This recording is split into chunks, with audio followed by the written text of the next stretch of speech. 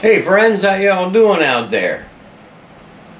So, yeah, I'm thinking what we need to do is kind of back up the truck just a little bit.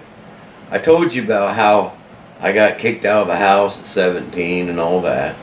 But I kind of want to fill you in on a little more because I really kind of want you to understand my thought process and who I am and what, you know what I mean? Get to know the character who is actually me. This is for reals.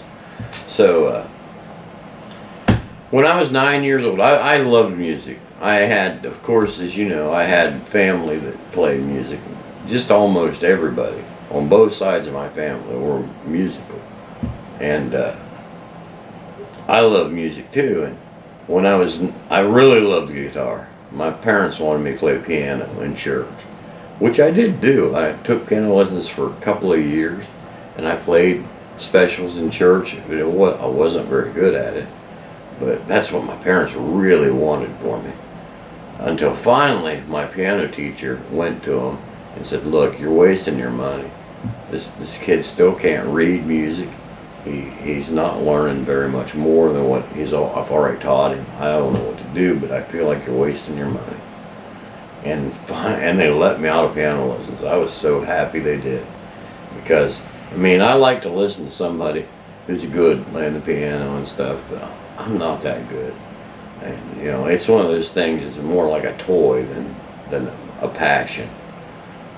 My passion was strings, open strings, you know, guitars and stuff like that. Anyways, I was 9 years old and went to a place called Hart's Department Store in Brightwood, Ohio, and I found a guitar there. It was a little student 3/4 size flamingo guitar, which is a small acoustic guitar, and they only wanted $14 for it. And I begged my dad, please, please, I want this guitar. And Dad says, "I'll tell you what, if you mow the yard this year for the entire season, I'll buy you that guitar." I said, oh yeah. So yeah, I mowed the yard from mid-spring to late fall, and it was oh man, it was a lot of mowing that year, and I was so tired and sick of it and didn't get paid 1 cent. I was just trying to get that guitar. That wasn't the first time I did something that stupid. I played that guitar and wasn't real great at it. I didn't get lessons or anything. I just did my best. I learned a few chords. I wrote songs all the time. My brother John, you know John, he gave me a little tape recorder, a little cassette tape recorder, and I used to write songs and put them on cassette tape. They were dumb, but I felt like I was doing something, so I did it. And then later I decided I like the bass. The bass is my favorite guitar. And I started taking the money my dad gave me for lunch and hiding it in a locker at school, not eating.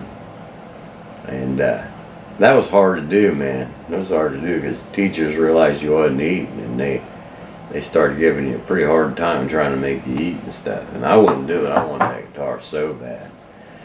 And I did it. I bought a bass guitar and started learning the bass. And man, I loved it, man. It was this rumble sound. It was like thunder, man. The bass is like the thunder of the music, you know. And anyways, I ended up playing bass for a place called Roseland's Music Studio in Dover, Ohio, and it was a polka band. And of all things, you went out to fairs and different things, and usually outdoors, and played in the polka band. You had to dress up in your polka suit, and you know, it was goofy looking. But I'll tell you what, I still enjoyed it. I really enjoyed it. It was upbeat, kind of fun music, and watching the people out there. Man, it was cool. It was cool. The drunken people out there dancing around like clowns. It was fun, and we had a good time. But anyway, that kind of gets you started in a little bit of it. By the time I got into high school, I had gotten a really cheap, broken electric guitar, and it only had 2 strings on it to work, and I only had 2 strings on it, and something was wrong with the pickups, and it was the guitar that actually had a distorted sound. It wasn't the amp, it was the guitar, which is weird, but I loved it. It sounded great, and I played it and played it. And I ended up getting into a band in high school. I think I was a freshman when we started, and it was with my really good friend Chris Kidd. He lived in the Guernsey General Store, which doesn't look near as nice now as it did then. It was pretty nice back then. It had a big sign on it said General Store, and then across the street we practiced in there, and then across the street there was a barn, and that was his dad's barn, and he basically used it for storage more than anything.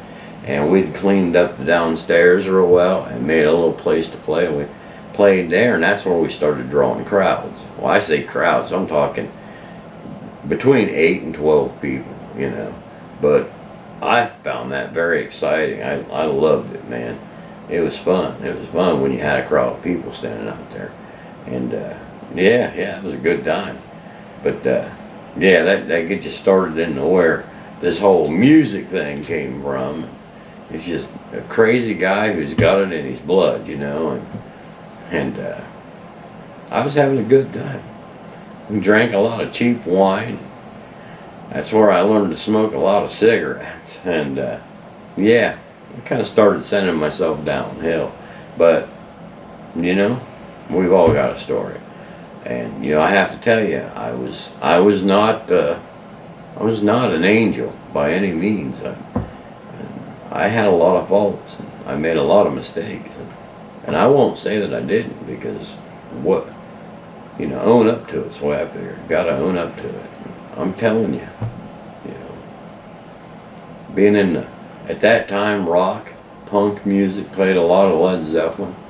We did a lot of drinking, smoked a lot of reefer. I was into hash, and loved it. And drank Boone's Farm, Mad Dog 2020, and whatever cheap beer we could get a hold of, and yeah. And of course, I was also eating the standard American diet, which was not helping me at all either. But we were young, so I hadn't gotten fat yet. But yeah, still pretty thin and young and decent looking. Just not realizing how bad I was screwing myself up. But there you go. There's that. I'll tell you more later.